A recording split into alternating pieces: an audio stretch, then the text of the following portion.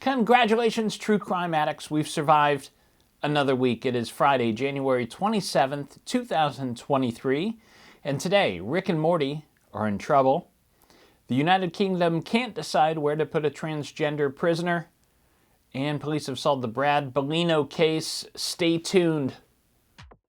Yes, super excited. We are all pumped to have James Renner. James Renner on. That James Renner has zeroed in on. James Renner once again drops a bombshell. Investigative journalist, reporter, James Renner, who's been on the podcast a long time, friend of mine.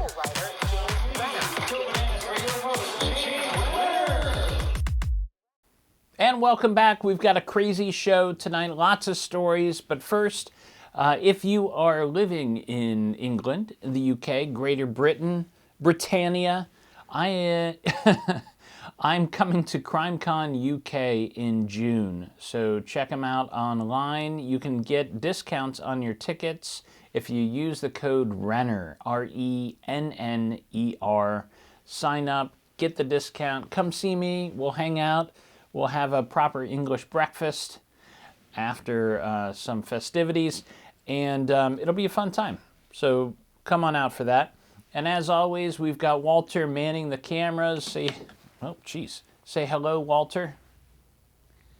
Thank you. That's just for me. We'll do it every week. Here are the top stories. The new face of police brutality in the United States is 29-year-old Tyre Nichols, an African-American who was beaten to death by 5 Memphis police officers. Doesn't seem like a news story, but hold on for the twist. Yesterday, those 5 officers were charged with murder. Here's the story as far as we know so far. On January 7th, Tyre was stopped by police on a traffic stop, reckless driving, while on his way home in Memphis. There was some kind of confrontation by his car. He tried to run away. His mother's house was like 80 yards away. And he was tasered and pepper sprayed and then beaten by those officers. He was unarmed. Tyre was taken to the hospital where he died 3 days later. Tyre's family have watched the body cam footage of the event. The video is supposed to be released later today. They're timing it around the end of business on a Friday, meaning they expect some sort of immediate reaction. If you have some bad news, you bury it on a Friday so it doesn't impact the work day. So they're expecting some sort of backlash when this footage is released. The family who have seen it, they describe it as similar to the beating of Rodney King. A preliminary autopsy showed that Tyre had suffered extensive bleeding caused by a severe beating, according to the New York Times. It's crazy that this stuff is still happening after the last couple of years. Tyre worked for FedEx and had a 4-year-old son. The 5 officers charged in Tyre's death are Thaddeus Bean, Demetrius Haley, Emmett Martin, Justin Smith, and Desmond Mills. Each officer was charged with 7 felony counts, including second-degree murder, aggravated assault, and kidnapping. Now, this is quite different from the George Floyd case and Breonna Taylor. I mean, this is immediate justice, right? This is instant karma, as John Lennon would say. How? Well, it seems on the surface like the politicians and prosecutors have learned the lesson and get justice done quickly. But I don't know, there's just something. Seems like something might be a little different in this case since this is all happening so quickly. I wonder what it could be. Oh yeah, the 5 officers charged in the murder are all African American. Some bad news for Rick and Morty fans. I know. As soon as you hear that, you're associating, oh, this is a Hollywood story. I think I know where this is going. And you'd be right. Here's the deal. This guy, Justin Roiland, is the voice actor behind both Rick and Morty from the popular cartoon on Adult Swim. He's kind of an important part of that show, right? Like, he is Rick and Morty. Justin Roiland, he's about 42 years old, and he's also involved in voices on video games and developing video games. So here's the deal. It turns out Justin was charged in May of last year with felony domestic violence against a former girlfriend. The crimes he's accused of include imprisonment by menace and fraud, as well as violence. Nobody noticed this, though, back in May, because Justin Roiland, he's not really a common household name, even though he's part of this popular hit show. Somehow, NBC News found out just last week, this is according to an article in The Guardian, Justin pleaded not guilty to that domestic charge, and he's telling, his lawyer anyways, is telling everybody that these charges will be dismissed. Now, he probably could have, no matter what there, he probably could have ridden that out. But there was more. Multiple fans have come forward since that news was released, claiming that Justin slid into their DMs when they were minors. This according to Gamer.com, thegamer.com. Some of these women were allegedly as young as 15 at the time. In the wake of those allegations, Justin lost his job with the show, Adult Swim, video games, pretty much everything as far as we know. People have taken to TikTok since then, showing off their best Rick and Morty impressions in the hopes of replacing him on the show. He is done, so it should be interesting to see how they continue that very popular show.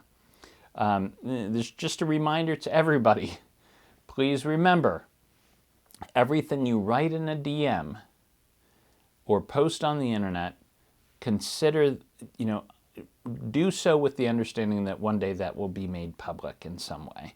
So act accordingly. Our final top story today is a very interesting case developing out of the United Kingdom. A transgender woman who was found guilty of rape is being sent to an all-male prison where she will undoubtedly be targeted by violent male offenders. Buckle up, this case is complicated and intense, and you should know about it. The story begins a few years ago when a man named Adam Graham raped two women he'd met online. These crimes occurred around the city of Glasgow, Scotland.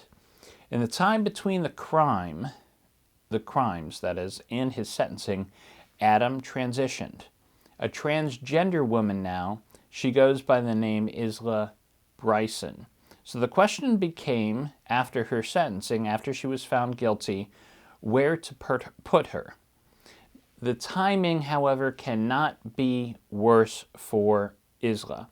In December, Scotland passed a historic bill to officially recognize the transgender community and allow citizens there to legally change their gender. Congratulations. Then, just last week, conservative UK ministers blocked that legislation. Both sides are using the case to further their agenda with this bill. Conservatives fear that Isla would serve her sentence in a women's prison, and that would open up the population in that prison to rape. And they successfully lobbied to have her transferred to a male prison just yesterday. Here's the thing that seems to get lost in that whole political mess. If somebody gets raped in prison, it's a failure not of the offender, but of the system itself, isn't it? I mean, maybe we should be running prisons in a way that doesn't allow for rape to ever occur. Prisoners still deserve basic human protections, right? There's that famous quote by Nietzsche where the value of a society is determined by how well they treat their prisoners. This is not a good look. So instead, they've sent Isla to an all-male prison with the tacit understanding, no doubt about it, that it's better that she was raped by men than have her rape women in a prison with less adequate supervision. So what a mess. That's a developing story. I imagine that will just get bigger. So check it out. It's in the UK. You probably haven't heard about it if you're in the States. Check out The Guardian for that information. Check out the links in the liner notes. I've got lots more to come. They solved the Brad Bellino case. There's a Hollywood actor who's gone missing. I need to tell you about all this. Stay tuned. I'll be right back after the break. Hi, I'm Alexa Dowd with the Porchlight Project, a new nonprofit dedicated to funding DNA testing and genetic genealogy for cold cases in the state of Ohio. For our first case, we assisted the Cuyahoga Falls Police Department funding new DNA tests on evidence from the 1987 unsolved murder of 17-year-old Barbara Blatnick. That information was given to expert genealogists who traced the genetic markers to a man named James Zastonic, who was arrested in May of 2020 and charged with Barb's murder. Our goal at the Porchlight Project is to entirely fund 3 to 4 cold case investigations every year. Each new case costs about $6,000 to complete, which is a small price to pay for closure. The Porchlight Project relies on generous donations from the public. Even $5 can help us solve a murder. For more information on how to help, please visit porchlightonline.org. And we're back with Three's Company starring Joyce DeWitt. It's really just me, James Renner, True Crime This Week. But I hope you enjoy that as much as I do. Hey, fantastic news this week out of Ohio. The Brad Bellino case is solved. This is one of our big unsolved mysteries in the state of Ohio. It's something that, I work with this group, the Porchlight Project, nonprofit in Ohio. We try to solve Ohio cold cases using genetic genealogy. And we were chasing this case forever, but Parabon Labs had it, and good for them because they've solved it. Parabon Labs, by the way, that's C.C. Moore's outfit. Here's the story. Brad Bellino was a 12-year-old boy living in Boardman, Ohio. And on March 31st, 1972, he left a friend's house and disappeared on his way home. A few days later, his body was found in a dumpster with a belt wrapped around his neck. He'd been sexually assaulted. In 2001, Boardman police reopened the case, and testing was done on his clothes. They found some DNA. They were lucky enough to get a good sample. They ran the profile, and they put it into CODIS. They didn't get anything, which just meant that the killer had managed to not be charged with a felony since the murder. Then they gave it to Parabon, who put it into the genetic genealogy databases, and eventually they were able to track it down to a man named Joseph Norman Hill. He was 32 years old at the time of the murder and living in Boardman at that time. He was driving truck for a bottled water company, according to Salem News. Joseph Norman Hill moved to California in 1978 and unfortunately passed away in 2019. Here's a quote from the police chief in Boardman. Quote, "While Hill cannot be fully held accountable for his horrendous crime, our hope is that after 50-some years, knowing who was responsible brings some closure to the people involved in this case." Police are now reopening the case of David Evans, a 13-year-old boy who was murdered in 1975, to see if Joseph Norman Hill could be a serial killer. Excellent article. There's an excellent article about all this. Brad Bellino by Carolyn Berardino on our Porchlight Project website. That's porchlightonline.org. Porchlightonline.org. Caroline was a she helped me a lot with my business, and she's an excellent writer, and she understands Brad's case better than anybody, except for the police. So check out her wonderful article at porchlightonline.org. This week in San Francisco, police released a new composite sketch of the Doodler, a serial killer who remains at large with the most ridiculous serial killer name ever. The Doodler's first murder occurred 49 years ago today, and he is thought to be responsible for 6 murders that took place in the Ocean Beach and Golden State Park area around San Francisco between 1974 and 1975, according to CBS News. Why is he called the Doodler? Well, a victim survived and said the killer was a cartoonist who doodled pictures of animals while they ate dinner. The Doodler is an African American who preyed on gay men, specifically men who posed as straight and were on the down low, which the police suspect that there were more victims who survived who were afraid to come forward because they did not want to be outed. San Francisco police say they have zeroed in on a potential suspect but need a few more leads from the public. This new sketch is an age progression based on witness descriptions. Anybody with information should call San Francisco detectives. Othram Labs solved another case this week, too. Othram Labs, friends of the show, you're going to hear more about them. I have some news of the Porchlight Project that I can't share with you this week because it's super secret. But I'm going to tell you about this in the weeks to come. Spoiler alert, we've solved some cases. Anyways, we're working with Othram Labs, and they've solved another case this week. Deputies in Mojave County, Arizona, have been searching for the killer of an unknown woman whose body was found in a canvas sack left in the desert in 1971. Let me put another aside here. How cool is this that we're living in this age where all these old murders are being solved? And if there's DNA in a case, it's just a matter of time. They're going to solve these cases. That's how good this technology is. People like me, people who make their living writing about true crime, specifically unsolved murders, where, it's like Alan Grant in Jurassic Park. We're an endangered species. There's not going to be many of these mysteries left in a few years. And I couldn't be happier about that. So genetic genealogy led investigators this week to one Colleen Audrey Rice, a woman from Portsmouth, Ohio.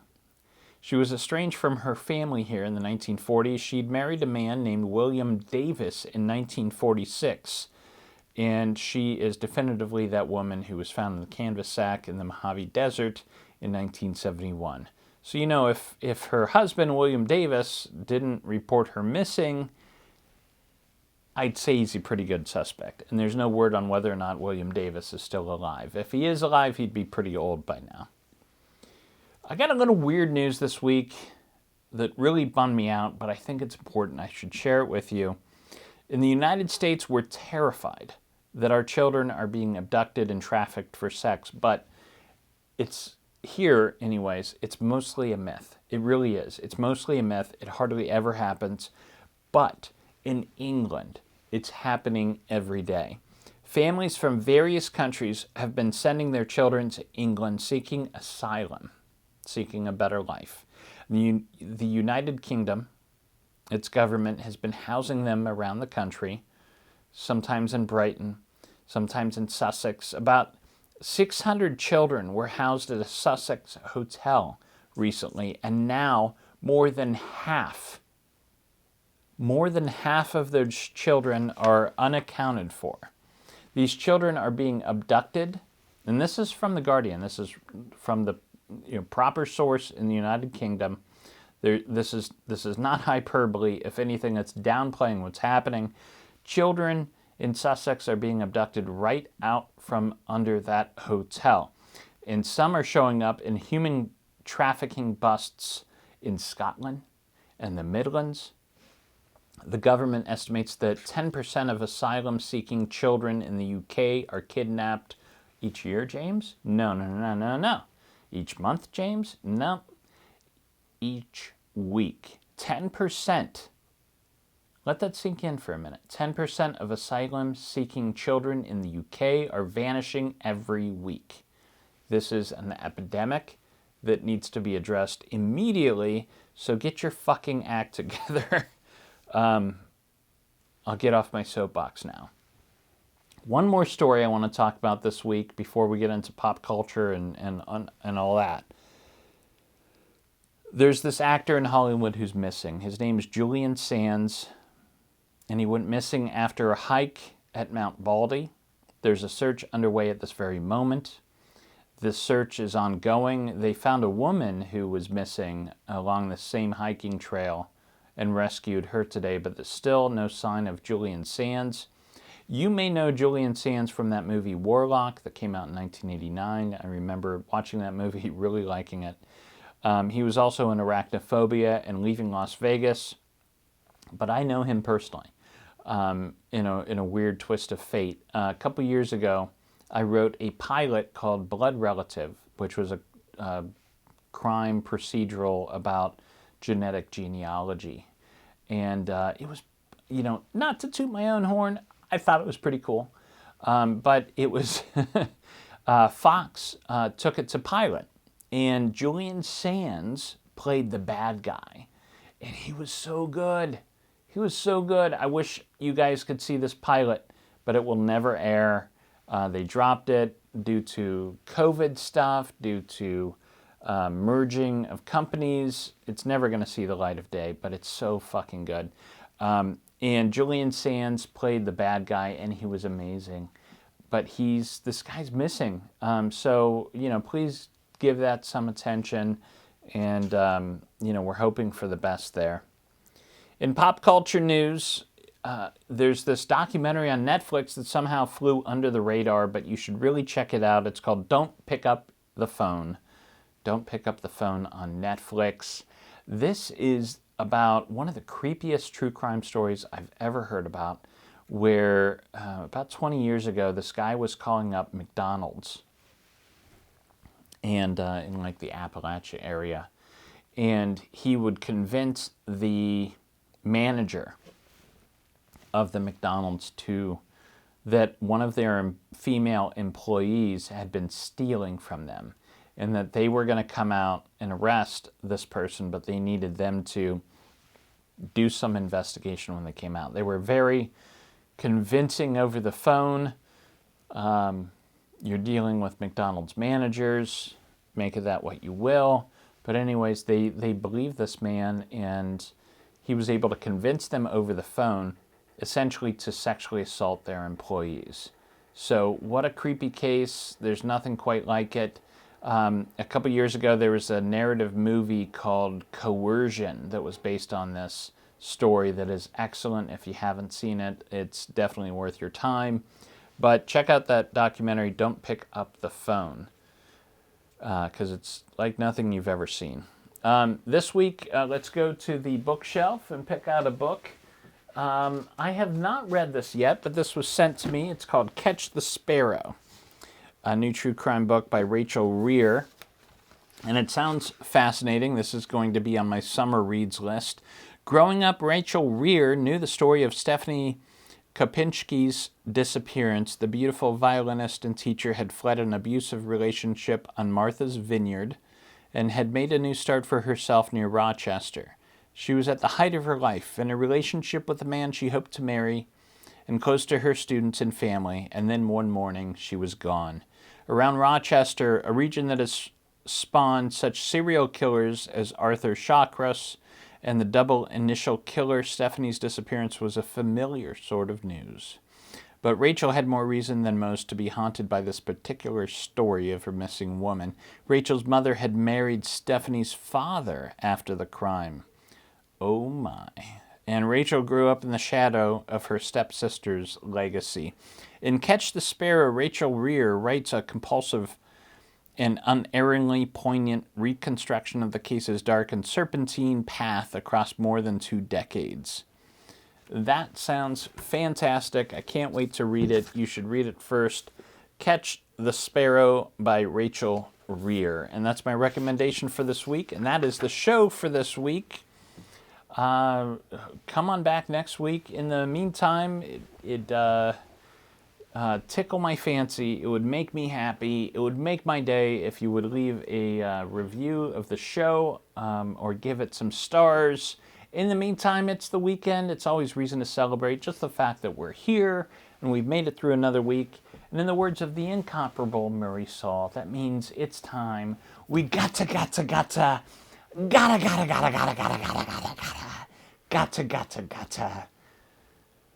get down, damn it. True Crime This Week is a Fearful Symmetry production. Photo and artwork are licensed through Shutterstock. If you like the cut of my jib, I have another podcast you might enjoy called The Philosophy of Crime, in which I attempt to solve the big questions behind our true crime obsession by looking to philosophy for answers. Thank you for listening. I'll see you next week. Sit, Brownie, sit. Good dog.